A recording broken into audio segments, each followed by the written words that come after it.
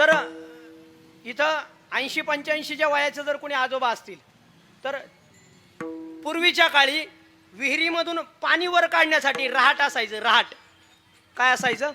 रहाट. त्या रहाटाला मडकी जोडलेली असायची. काय जोडलेली असायची? मडकी. त्या मडक्यांचं काम होतं खाली जायचं, पाणी भरायचं, वरती यायचं आणि रिकामं व्हायचं. ते रहाट रात्रंदिवस चाललेलं असायचं. रहाट रात्रंदिवस चाललेलं असायचं.